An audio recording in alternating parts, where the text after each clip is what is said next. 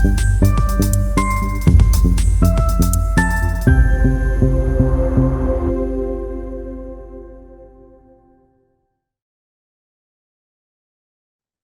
everyone, today on Miles Beyond the Page, I'm thrilled to welcome an absolute legend in the world of speculative fiction, Harry Turtledove.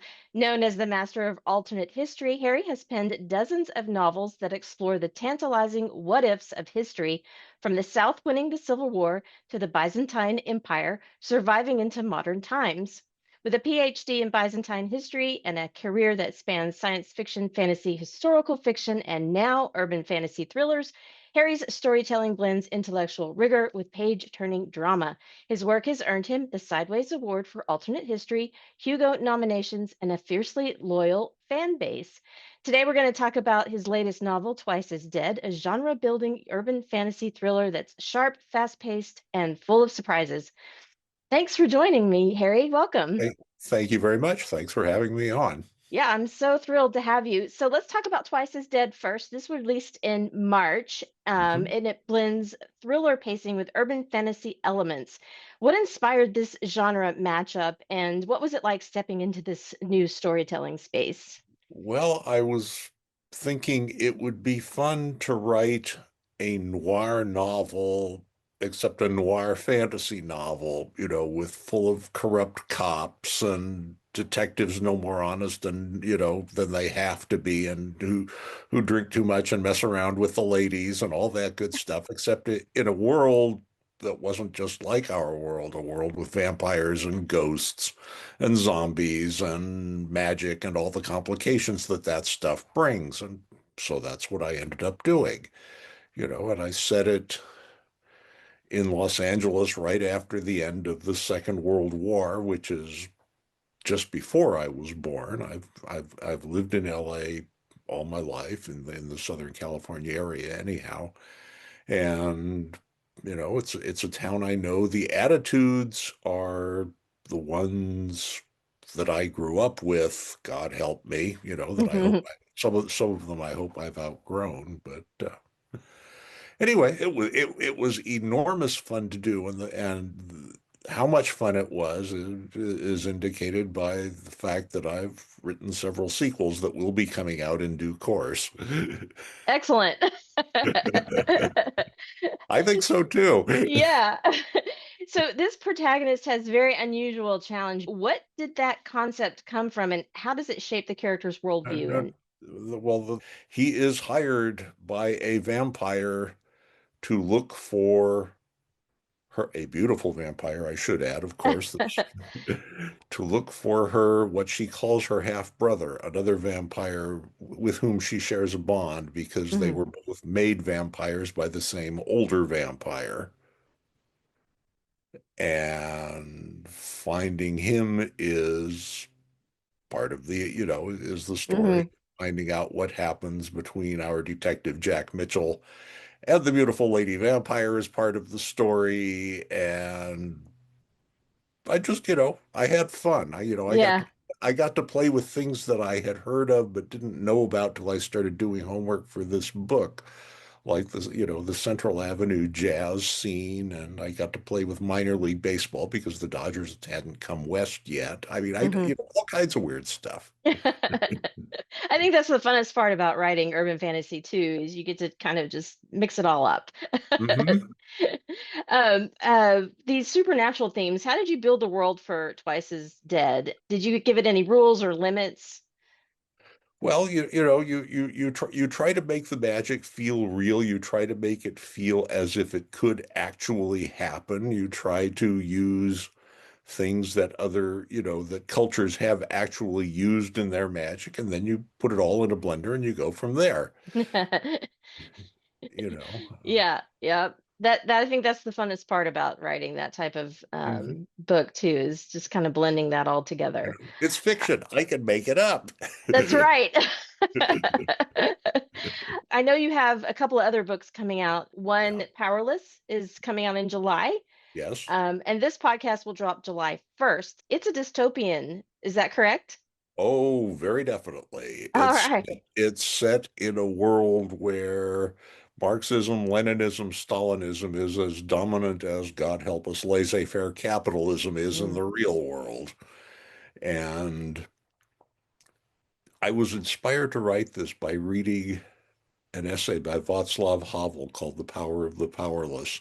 And he imagined what would happen if a shopkeeper in, well, he was writing about communist Czechoslovakia. mhm. That's where he lived. But I said it in the West Coast People's Democratic Republic, which is basically California, Oregon, and Washington. And I said it in the San Fernando Valley in Los Angeles because that's where I live. Mhm. If a shopkeeper got a sign that said "Workers of the World Unite" for a propaganda campaign, and he was supposed to put it up in his front window just like everybody else did, what would happen to him if he said, "Oh, the hell with this," and crumpled it up and threw it in the trash instead? And that's what my protagonist did. Wow.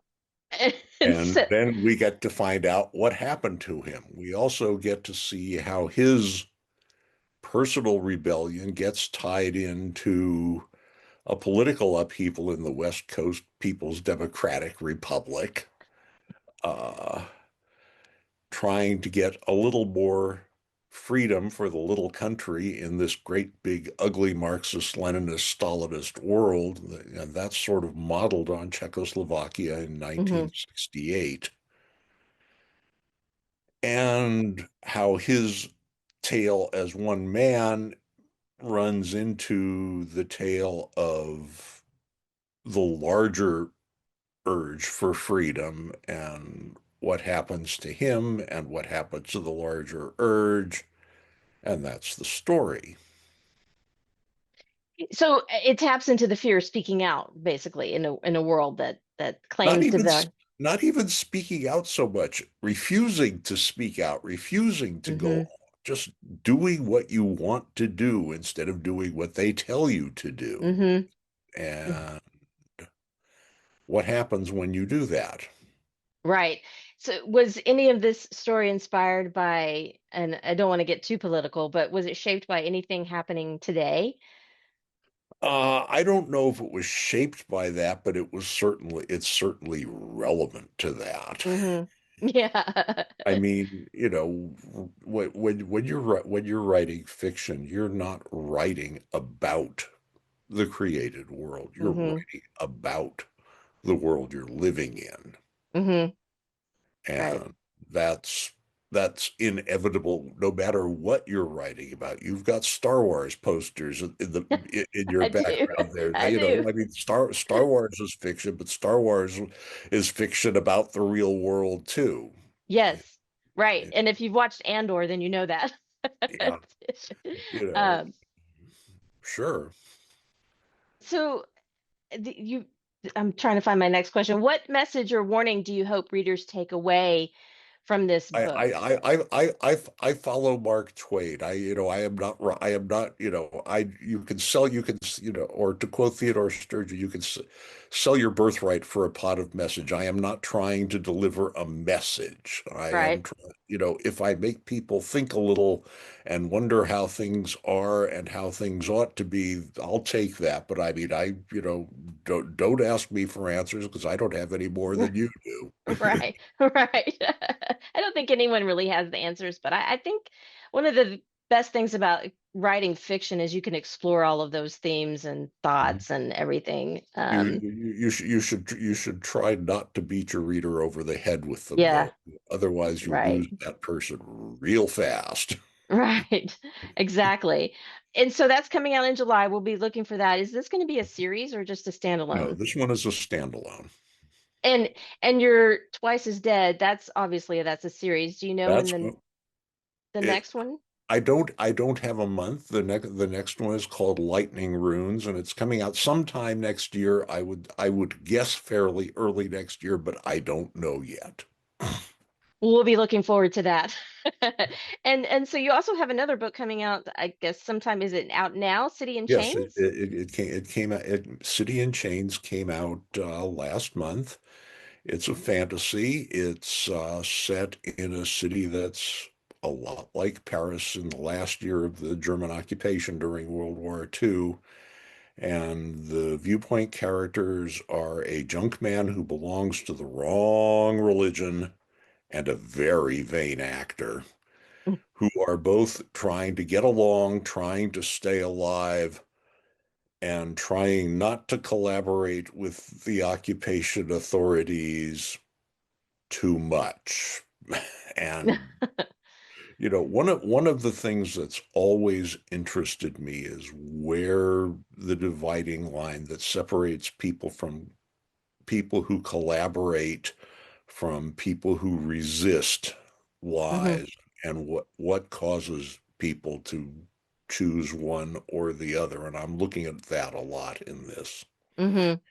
And over the past few months, that's turned a lot more relevant than I really thought it would too, hasn't it? Yeah, just a little Yeah.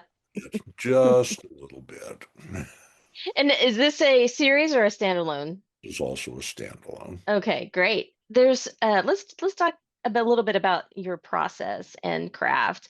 So you've written across multiple timelines, genres, and styles. So what is your process for when you start a new project?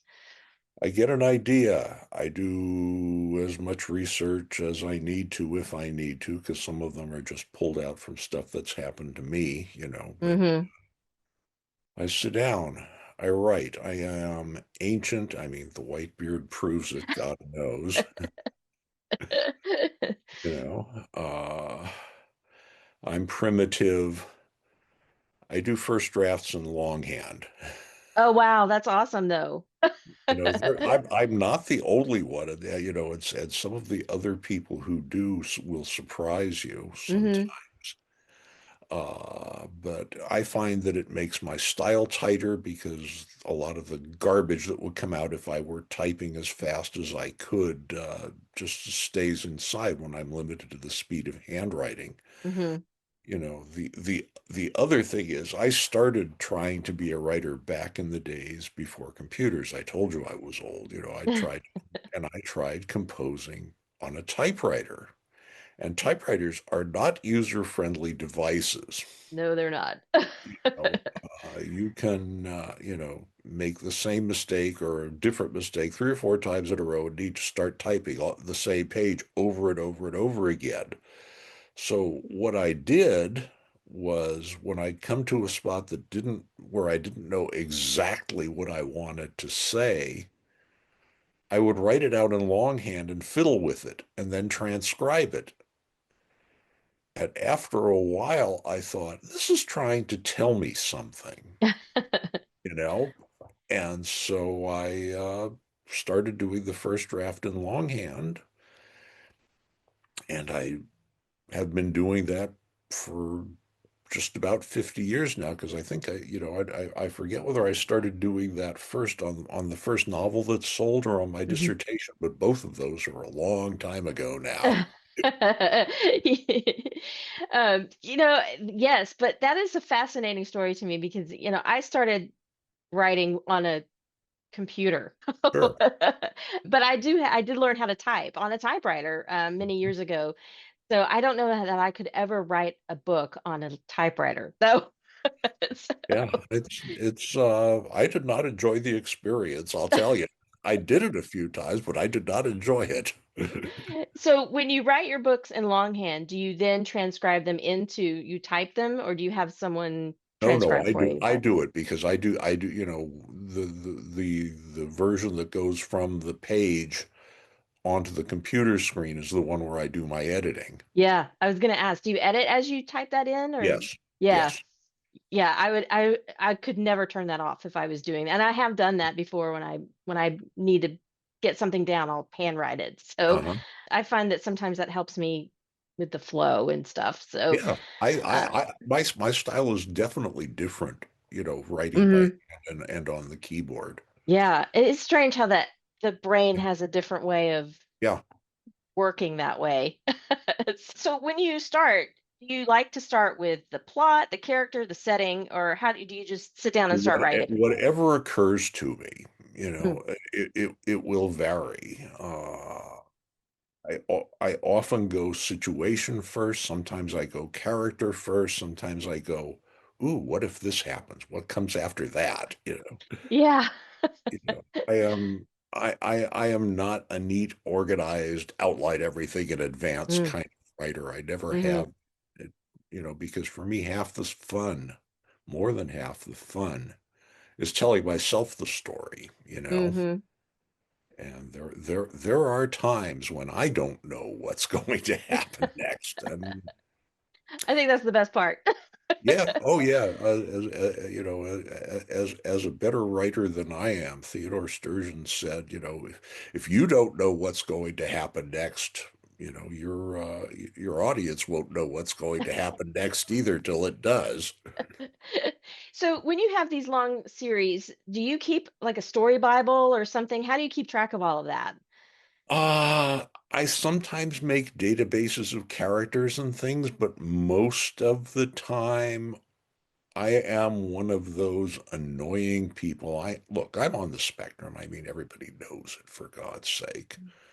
I'm not telling secrets. It's not tales out of school or anything. I'm on the spectrum. I can carry around ridiculous amounts of data inside my head and remember most of it, Mm-hmm. and oh, that goes with that, and that goes with that, and I did that, so that means I can do, I do that stuff. Yeah. And that's part of it. And the other part of it is that by now I have been doing this professionally for 48 years and trying to do it for, more than 10 years before that. Mm-hmm. So if I don't know how by now, I probably never will. Of course, many people will say, well, of course you won't, Turtledove, you fool. I have to keep track of my notes. I had a book where I changed the color of his eyes by the second chapter. So I'm like, Oh look, yeah, I gotta write that down. I do things where he's Frank in the first paragraph and Fred in the next one. Yeah, Yeah. that stuff does happen, and that is why God made copy editors. Yes. Yes. A good copy editor will save your behind by asking you, is he Frank or is he Fred? A bad copy editor, well, if if if writers went with juries of their peers, the verdict on a bad copy editor would be justifiable homicide every time. I'm sure you've seen it all too. I've seen a lot of it. There, Um, there, there, there was the fellow who corrected, I'm doing air quotes, two different languages that I invented and got both of them wrong. oh no. Oh, yes. Well, you have had a long and varied career, which is excellent. I think we all hope to achieve that. But how do you keep your ideas fresh and avoid burnout? That's a real good question because I don't think you can avoid burnout to Mm, some degree. yeah. I had a very, very bad night at the 2011 World Fantasy Con down in San Diego because I was suddenly convinced, and I mean totally convinced, that I had said everything I had to say and I might as well just pack it in because I was done. That was a bad night, and an awful lot of people who do it for a long time get nights like that. Hmm. Yeah, I could see that. It would be hard to keep going, I think, sometimes. I mean, Yeah. publishing is such a difficult career choice, but when Oh, I have been so lucky. I know how lucky I am. yeah, yeah, and so for there's those of us who just really, are scratching to to keep our stories out there. I've made a living at this for 34 years, and it still boggles me.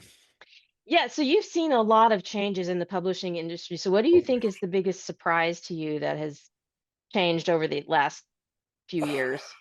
I think it's, you know, algorithm-driven orders and sales, Yeah. this one sold 17 copies, so we'll order 17 of the next one. Never mind that the next one is about a totally different subject. It's got your name on it. Hmm. And then if that one only sells 15, well, the one after that, oh, your sales dropped. We'll only pay, we'll give you a smaller advance, and then the books will only try to sell 15 of the. Hmm. It's aiming so much at the blockbuster that it leaves out all the steps that most people need to get from publishable at all to capable of writing a bestseller. Mm. Yeah. Yeah. It's very, very difficult, I think, especially if you're trying to go traditional these days. It's really hard to Mhm. get in past It's hard. yeah, it's just very hard. But you've been called the master of alternate history. So what drew you to speculative fiction? I found science fiction and fantasy when I was in about the third grade. My elementary school library had stories like The Enormous Egg and The Voyage to the Mushroom Planet, and my third grade bookshelves had the Miss Pickrell stories on them, and I got interested in this stuff. And when I got to junior high, I discovered people like Andre Norton and Robert Heinlein, and I was hooked forever. And I tried to write a novel when I was 14, and I tried to write a novel when I was 15, and I tried to write a novel when I was 16, and I actually finished that. And I kept trying, and I kept trying, and the only time when I didn't write fiction very much was when I was in graduate school and I was writing academic nonfiction instead, and I was kind of occupied. Yeah. But it's funny, I still have some of the manuscripts. I was just starting to get close to being publishable when I was 21, 22. Hmm. And then, I made my first sale when I was 28 because I was doing Right. graduate things. Right. Right. And so that was how did what did that look like for you back then? Because I know the world it's changed so much now. I mean, did you go through like the normal submission process of Oh sending it yeah, to the editors? I crawled out of the primordial slush, as they say. Yeah. The first novel that sold was written in parallel with the end of my dissertation Oh wow. because I got very frustrated with the dissertation and I thought I have to have something else I can do besides this academic crap. Yeah. And I pulled out a manuscript from, just before grad school and I started reworking it. And, I had grown up a little bit since then. Hmm.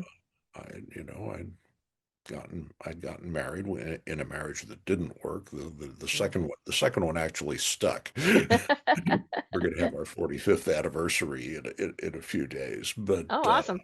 yeah, but the first one was also starting to unravel about the time when I was trying to finish my dissertation, trying to write my first novel that sold, all that good stuff. I mean, it was an interesting time, Hmm. Yeah, I can imagine. and Uh, I sold it to a bottom feeding publisher. I mean, really a bottom feeding publisher. And all right, my name is Harry Turtledove. That is my real name. mhm, Because my grandfather anglicized Turtletown, mhm, when he got to a place where they spoke English. And they said, when they bought my first fantasy novel, they said, no one will believe Turtledove. We're going to make you Eric Iverson.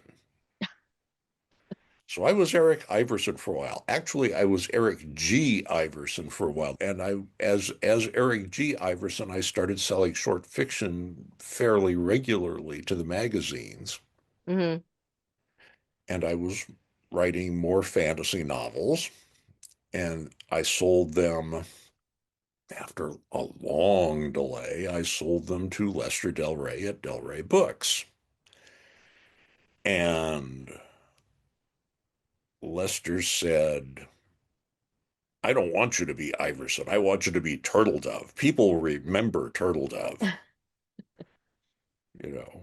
And I said, but I'm just starting to get known as Iverson for science fiction, and this way I could have one name for my fiction and one name for my academic stuff because I still had a little bit. Hmm. Hoped to get more, but it didn't happen. And Lester said, well, if you want to stay Iverson, I won't buy these. Oh no. Oh, yes. So you became And Turtle Dove? so I became Turtledove. I am probably, or at least I don't know of any others. I may be the only author who ever had both his pen name and his own name imposed on him by force.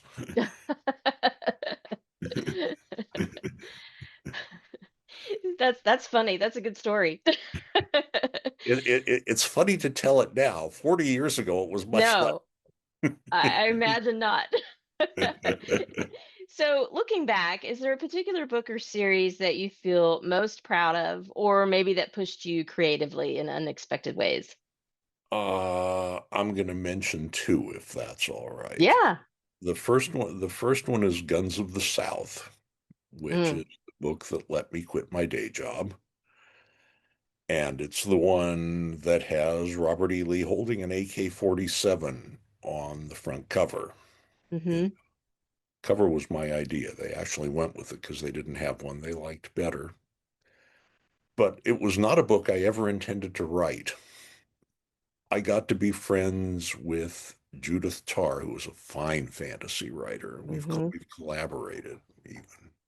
Fine fantasy writer. And Judy was doing one of the things that writers do when they talk with other writers. She was pissing and moaning about the cover art for a book that she had coming out.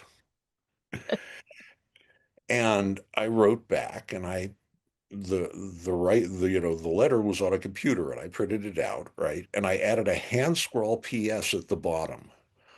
Who'd want to give Robert E. Lee and Uzi, time traveling South Africans, maybe? If I write it, I'll give you an acknowledgement.